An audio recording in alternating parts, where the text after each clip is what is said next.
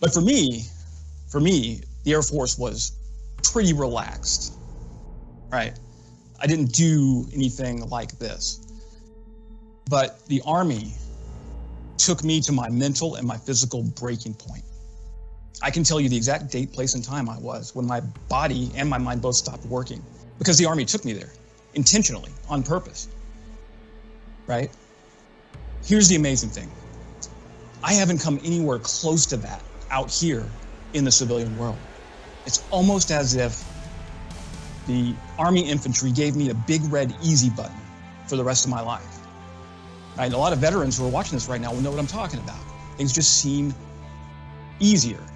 First of all, nobody's shooting at us, but even if you're a non-combat veteran, the things you do in the military are an order of magnitude more difficult, more dangerous than things you do typically out here in the civilian world. So the Air Force commissioned a study recently from the RAND Corporation, stress inoculation training. Only the government would use the language of infectious diseases to talk about training. So the Air Force commissioned this study from the RAND Corporation, and let's figure out how to increase performance under pressure for these battlefield airmen. What are battlefield airmen? So when we think of the Air Force, we think like fighter pilots, but the Air Force actually has individuals who are on the ground with the Marines, with the Army, in harm's way. These are your combat controllers, your TACPs, or your pararescuemen. And so the Air Force wants to put them under a great deal of stress and have their performance increase. And that's the trick, right?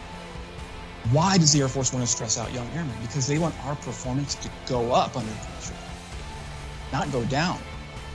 And so here's what happens. The Air Force or whatever service member finally leaves the military, their contract is up, and they turn in their plate carrier, and they turn in their uniform, and they turn in all their gear. I kept my Gore-Tex jacket, don't tell the Air Force.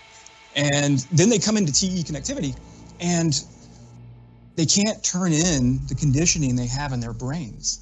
That goes with them for better or worse.